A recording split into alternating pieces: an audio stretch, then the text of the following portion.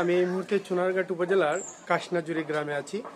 এখানে এমন একটি অবস্থা, হৃদয় বিদারক একটি ঘটনা আমরা দেখলাম এই মুহূর্তে। আসলে এটা হৃদয়ে একটি আঘাত আনার মতো একটি বিষয়।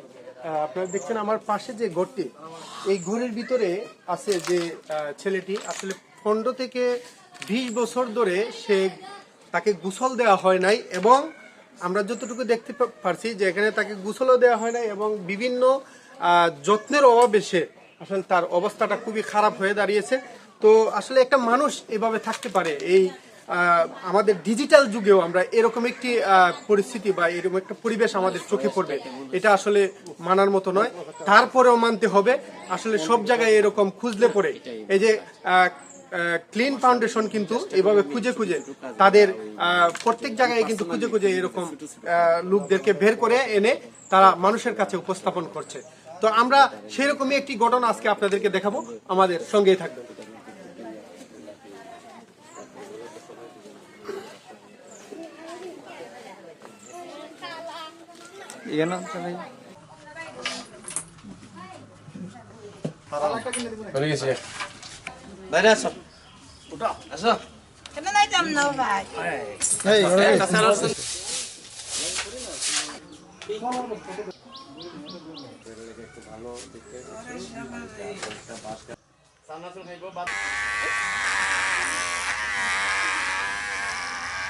দেখো এটা কাম করতেছে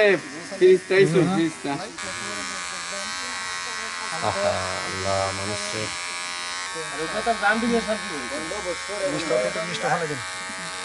15 বছর পরে আজকে মনে করেন তার শরীরটাও মনে করেন আজকে ভালো যাবে যে অবস্থা। আজাবের মধ্যে আছিল, কিরকম আজাবের মধ্যে? আজাবের মধ্যে একটা মনে করেন একটা দুজকের আজাবের মতো আছিল। কেন দুজকের আজাবের মতো? মানে এরকমই আপনার? জি জি, সে তো বন্দি, কোনো সমস্যা নাই। মানে সে আরাম পাইব কিভাবে, কি করা যায় তার জন্য? তার জন্য এখন যদি মনে করেন বালা সে থাকার জন্য একটা বিধি ব্যবস্থা করে দিতে পারেন। আর সে তো এখানে যে মাটির মধ্যে পড়ে থাকে, সে মাটির মধ্যে পড়ে থাকে, ভালো একটা ব্যবস্থা যদি আপনারা মাধ্যমে করে দেওয়া যায়। ভালো ব্যবস্থাটা কি হতে পারে বলেন আপনি? মনে করেন যে জায়গাটা আছে না, জায়গাটা নিচটা একটা ফ্লোর করিয়া পরিষ্কার করিয়া আপনারা টাইলস লাগাই দিন, আর যে যেটা কইরা দিন, তাহলে মনে করেন এটা পরিষ্কার থাকবো। এছাড়া কোনো উপায় নাই। এইগুলা কাজ দেখে যাতে অন্যান্য পার্শ্ববর্তী লোকেরা এগুলার আরো কোনো ভালো উদ্যোগ নিতে পারে।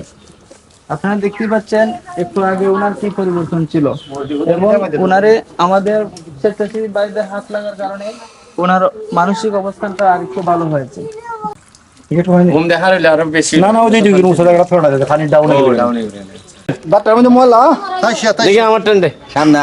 আমি মরাই দিই দেখি পারবো তুই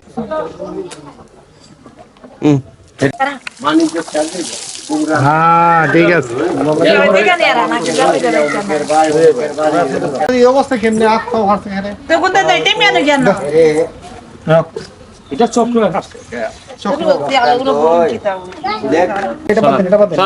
গামছা আছে, নতুন গামছা আছে, সমস্যা নেই।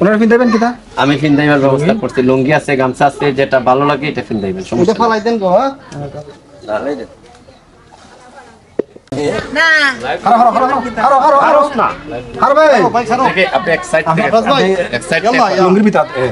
দেখি। আচ্ছা দাঁড়াও, তুমি দাঁড়াও দাঁড়াও দাঁড়াও দাঁড়াও।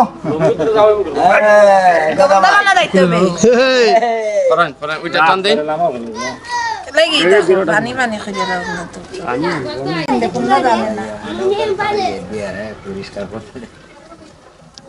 কদি যাওয়ার মতোই লাগে বেটা।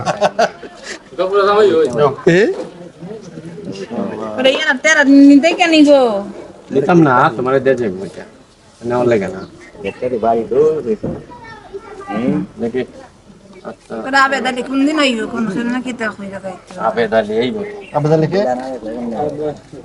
আমরা ক্লিন ফাউন্ডেশন থেকে আসলাম, আজকে তাকে আমরা গোসল করালাম। অন্তত মনে হয় 15 থেকে 20 বছরে আজকে গোসল করছে। তো তার শারীরিক অবস্থাটা দেখেন, এখন তাকে আমরা একটা লুঙ্গি, একটা গেঞ্জি, 2টা গামছা, একটা চাটি এবং আমরা 2টা পলিথিন কাপড়, যাতে সে অন্তত শুধু মাটিতে না ঘুমায়। আমরা আজকে দিয়ে যাব, একটা পলিথিন বিছিয়ে দিয়ে যাব, একটা পলিথিন তার গার্জেনদের কাছে দিয়ে যাব। আমরা চাইবো মাঝে মধ্যে যদি তারা যোগাযোগ করে, আমরা চেষ্টা করব তার পলিথিন, প্রয়োজনীয় পলিথিন এবং প্রয়োজনীয় সামানা যাতে দেওয়া যায়। একটা শার্টও আমরা নিয়ে আসছি, 2টা গামছা নিয়ে আসছি এবং তার আনুষঙ্গিক আরো। এবং আমরা এখানে চেষ্টা করব যে তার এই যে আবাসনটা, বিশেষ করে তার যে থাকার অবস্থা, এটা বর্তমান যুগে কেউ একটা প্রস্রাবখানাও সেইভাবে রাখে না, অত্যন্ত নিট এন্ড ক্লিন রাখে। তো আমরা চেষ্টা করবো ইনশাল্লাহ আমরা ক্ষুদ্র সামর্থ্য দিয়ে তার জন্য একটা কিছু করার। তো সবাই ভালো থাকেন, আমাদের জন্য দোয়া করবেন, ক্লিন ফাউন্ডেশনের জন্য দোয়া করবেন। এখন কেমন লাগতেছে? জানি না রে কেমনে লাগে।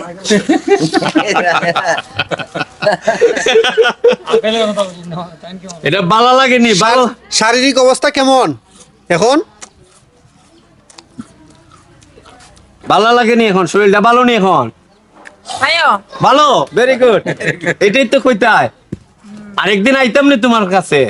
সমাজের কিছু মানুষ আছে সবসময় অবহেলিত থাকে, এটা স্বাভাবিক, সমাজে থাকবেই। কিন্তু অস্বাভাবিক যেটা, এটা হলো আপনাদের মতো যারা তরুণ বা আপনাদের মতো যারা অগ্রসর মানুষ, তারা এখানে আইসেন, এটাই আমার কাছে অস্বাভাবিক লাগছে বা বিষয়টা ভালো লাগছে। সমাজে তো আপনার দারিদ্র থাকবো বা পাগল মানুষ থাকবো, মূর্খ মানুষ থাকবো, কিন্তু তারা লইয়া যে চলার মতো মন মানসিকতা, এটা দেখে আপনার প্রতি আমার একটা ভালো লাগলো। আফরাজ আপনার কি হয়? আমার ছোট ভাই। ছোট ভাই? আপন ছোট ভাই? জি।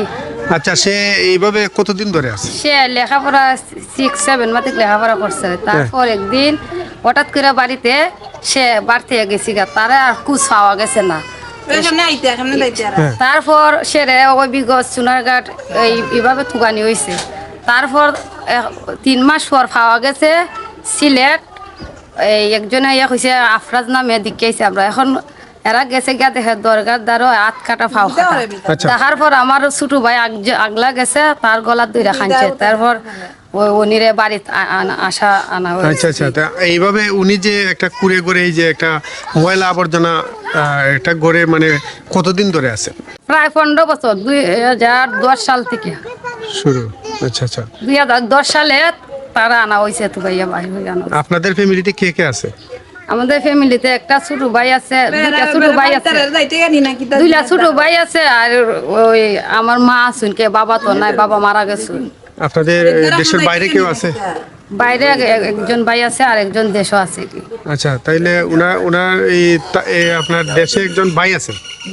ভাই থাকা সত্ত্বেও তো টাকার তো আর সমস্যা নাই, যেহেতু দেশের বাইরে আছেন উনি। তারপরে এইভাবে আপনারা ওরে একটা কুড়ে করে একটা খারাপ অবস্থানে যে গড়ে আছে, এরকম করে কি গরু ছাগল থাকে বলেন আপনি? আপনার মনে কি হয়? আপনি তো ওর আপন ভাই। সাফ করে দেন, যে কোনো গুলা সাফ করে দেন, সাটি বাঙ্গেলায়। ওই বেইনের সমস্যা কি, যেটাতে এটি বাঙ্গেলায়, ও এমনি গড় আইলে গড় দর বাঙ্গেলাতে বান্ধা অবস্থা আটকে রাখুন। আচ্ছা, এখন উনার আগের অবস্থা আর এখনের অবস্থাটা আপনার কাছে কেমন লাগে? তখন তো ভালো, আর এর অবস্থা আমরা তো খারাপ লাগে, কষ্ট লাগে। উনি তো বুঝে না। ওর যদি দিনকে খাইতে না, আর খাই বলা সারাদিন ইটা দেও, আর মাতে না বলা কোনো তো মাতে না। ওকে সুস্থ রাখতে গেলে কি কি প্রয়োজন আছে বলে মনে করেন আপনি? সব জিনিস তো প্রয়োজন আছে। সুস্থ কেটা করতো, কেউ তো করার মতো বাড়ি ঘর নাই। আসসালামু আলাইকুম ওয়া রাহমাতুল্লাহ। সম্মানিত দেশবাসী, আমরা আছি আমাদের সাটিয়াজুড়ি ইউনিয়ন চুনারঘাটের কাস্তাজুড়ি গ্রামে। আপনারা জানেন দীর্ঘ 15 থেকে 20 বছর যাবত এখানে একজন মানসিক রোগী, যে আসলে সম্পূর্ণরূপে মানে পাগল বলা যায়, তার একটি হাত এবং একটি পা কাটা। আমি গত কিছুদিন আগে আমরা এখানে এসেছিলাম ব্যক্তিগত কাজে, এসে তাকে দেখে গিয়েছিলাম। তো তার যে অবস্থাটা দেখলে আসলে খুবই কষ্টকর এবং বেদনাদায়ক। আপনারা জানেন এখানে অনেকের বসবাস, অনেকেরই আত্মীয়, তার বোন আছে বা ভাই আছে, আত্মীয় স্বজন আছে, প্রতিবেশী আছে, কিন্তু তার যে অবস্থাটা, এটা আসলে কোনো সভ্য সমাজে গ্রহণযোগ্য নয়। তো আমরা এই বিষয়টি দেখে আমরা ক্লিন ফাউন্ডেশনের পক্ষ থেকে আজকে এখানে এসেছি। আমাদের মাঝে আসছেন আমাদের সহসভাপতি আমাদের মুক্তার ভাই, আমাদের অন্যতম পৃষ্ঠপোষক সৌদি প্রবাসী আমাদের সমীর হুসাইন ভাই, আনসারি ভাই, আর আমাদের সহসভাপতি ভাতিজা কুতুবউদ্দিন, আমাদের নুমান সহ, আমাদের দরস আলী খান সহ আমরা বেশ কয়েকজন স্বেচ্ছাসেবী এখানে এসেছি। তা আমি যে মেসেজটা দিতে চাই, আমরা আশেপাশে যারা আছি, যারা আমরা ভবঘুরে এগুলো নিয়ে আমরা কাজ করছি, আপনারা আমাদেরকে ইনফরমেশন দিবেন। আমরা চেষ্টা করব যে আমরা ক্ষুদ্র সামর্থ্য নিয়ে আমাদের সাধ্যের মতো যা আছে সাধ্যের মাঝে যা আছে তা দিয়ে আমরা তার পাশে দাঁড়ানো, তাদের পাশে দাঁড়ানো। আর এখানে যারা আছেন দেখেন, বাংলায় একটি কথা আছে, প্রাণ থাকলে প্রাণী হয়, মন না থাকলে মানুষ হয় না। আমরা মনে করি আমরা অনেক মানুষের বসবাস এখানে, কিন্তু আমরা প্রকৃতপক্ষে কতটুকু মানুষ এই জিনিসটা কিন্তু উপলব্ধি করতে পারবেন আজকে ক্লিন ফাউন্ডেশন আসার কারণে। তো আমরা এই সমস্ত বিষয়গুলো খুঁজে খুঁজে কাজ করি। আমি দেশবাসীকে ধন্যবাদ জানাই এবং আমরা সবাইকে এগিয়ে আসার আহ্বান জানাই। আমরা এই মুহূর্তে এসে দেখতে পারলাম যে ওনার একটি পা এবং একটি হাতে মানে নাই বলেই চলে। তো তারপরে কি মনে করেন যে ও কারো ক্ষতি করতে পারবে? আসলে এটা তো ওনারা এবং বলছে। জিনজিল দিয়ে বাধা দেখলাম। আমরা যে জিনিসটা হচ্ছে যে আমি যতটুকু অনুসন্ধান করার চেষ্টা করেছি, সে একসময় স্বাভাবিক ছিল, হঠাৎ করে সে নিখোঁজ হয়ে গিয়েছিল। আর তাদের এই প্রবলেমটা কিন্তু যতটুকু জানছে বংশ পরিক্রমায়, তার আরো আত্মীয় স্বজন অসুস্থ এইভাবে ছিলেন। তো যার কারণে একসময় সে নিখোঁজ ছিল, অনেক দিন পরে তাকে খুঁজে পাওয়া গেছে। আমাদের পার্শ্ববর্তী ঘরের মোল্লার মেম্বার সাহেব বললেন যে উনি সিলেটে শাহজালালের মাজারে পেয়েছেন, তখন তার একটি হাত এবং একটি পা কাটা ছিল, মানে কাটা অবস্থায় পেয়েছেন, এটা আগে কাটা ছিল না। তো যার কারণে উনি ক্ষতি করতে পারবে কিনা, যেহেতু আমরা প্র্যাকটিক্যালি এখানে জানি না, না আশেপাশের লোকজন বলতেছে হয়তো করতেও পারে, অসম্ভব কিছু না। তারপরেও আমি মনে করি যে একজন মানুষ হিসাবে যেহেতু তার জীবনটা আছে, সে এখনো আহার, অন্ন, বস্ত্র, বাসস্থান তার প্রয়োজন আছে। মানুষ সৃষ্টির সেরা জীব, এই হিসাবে তার পাশে সকল মানুষ থাকা দরকার সামর্থ্যের আলোকে। আমরা সব সময় যে খুব তাকে ভালো রাখতে পারবো বিষয়টা এমন না। তো আমি আজকে যারা এখানে তার আত্মীয় স্বজন আছেন তাদেরকে বলে যাব, গ্রামবাসীকে বলে যাব যে অন্ততপক্ষে মাঝে মধ্যে যাতে তাকে এইভাবে নিট এন্ড ক্লিন করে একটু কাপড়ের ব্যবস্থা। বিষয়টা হচ্ছে একটা গরু তো বর্তমানে একটা ফ্যান থাকে, তো এই বিষয়টা না হয় বাদই দিলাম, কিন্তু যে জায়গাটিতে উনি আছে আসলে একটা জীবিত মানুষকে এভাবে রাখাটা আসলে আপনি কেমন মনে করছেন? আসলে দেখেন, আমরা কি বলবো, আমরা বলতে চাই যে শুধু এটা এখানে না, আপনারা দেখেছেন মানুষ মৃত্যুবরণ করলে আমি যতটা কষ্ট না পাই, কিন্তু মনুষ্যত্বের মৃত্যু দেখলে তার চেয়ে বেশি কষ্ট পাই। আসলে আমরা দিনে দিনে কিন্তু আভিজাত্যের দিকে যাচ্ছি, প্রাচুর্যের দিকে যাচ্ছি, সভ্যতার স্বর্ণ শিখরে যাচ্ছি, ডিজিটাল বাংলাদেশ থেকে স্মার্ট বাংলাদেশে যাচ্ছি, কিন্তু প্রকৃতপক্ষে হচ্ছে আমরা মনুষ্যত্বহীন হয়ে যাচ্ছি, মনুষ্যত্বের মৃত্যু আমরা ঘটে ফেলেছি। তাইলে এখানে এই শুক্রবারে আমি সেদিন এসেছিলাম, এখানে শত শত মুসল্লি নামাজ পড়ে, কিন্তু তার বিষয়টা কি তাদের উপলব্ধিতে আসে না? এটা হচ্ছে আমাদের মানসিকতাটা একেবারে নষ্ট হয়ে গেছে। এই জন্য আমি মনে করি যে আমরা সবাই একটু চেষ্টা করা দরকার, সবাই মিলেমিশে চেষ্টা করা দরকার। এবং আপনারা জানেন ফেব্রুয়ারি থেকে এই বছরের ফেব্রুয়ারি থেকে আমরা ক্লিন ফাউন্ডেশন কার্যক্রম শুরু করছি। তো আমরা মনে করি যে সবাই আমাদের পাশে থাকবেন, আমরা এই সমস্ত ভবঘুরে অসহায় মানুষের পাশে আমাদের ক্ষুদ্র সামর্থ্য দিয়ে থাকবো। আর এটাই নয়, শুধু আমরা চাই এই মেসেজটা দিতে চাই যে সবাই যাতে মনের কালিমাটা দূর করে যাতে এই সমস্ত কাজে আসে। আমাদের অন্যতম পৃষ্ঠপোষক সমীর ভাই আছেন, 1 মিনিট একটু যদি বলেন। ওনার অবস্থা দেখতে আসলে নিজেরই অনেক কষ্ট হয়। উনি যে স্থানে আছে তার চেয়ে বাথরুমও অনেক ভালো, বাথরুমও মানসিকভাবে থাকে না। আসলে বাসা আয় না ওনারা দেখার পরে কি হইব, খুব কষ্ট লাগছে। ইনশাআল্লাহ আমরা চেষ্টা করবো ক্লিন ফাউন্ডেশন থেকে ওনার পাশে থাকার লাগিয়া। ইনশাআল্লাহ আমি সমাজে যারা আছে তার কাছে আমি অনুরোধ করবো আপনারাও আসেন, ওনার পাশে থাকেন ইনশাআল্লাহ। কি কি বিষয়গুলো আপনি সে উপলব্ধি করতে পারেন? ভাই আসলে কি কইমু, এইখানেও যে দেখলাম যে অবস্থান ওনার বাথরুমের চেয়ে ভালো, বাথরুম মানসিক বা বাথরুমও যায় না। ওনার আত্মীয় স্বজন আসলে আমি জানি না কিরকম, ওনারা তাদেরকে মায়া লাগে না আসলে। আমরা ক্লিন ফাউন্ডেশন আসছি, আসলে মূল বক্তব্য আমাদের প্রভাষক আব্দুল করিম ভাই ক্লিয়ার করছেন। তারপরে ওনার এই পরিবেশ পরিস্থিতি দেখে একদম হৃদয় বাহাকান্ত, কথা বলার মতো সব ভাষা নেই।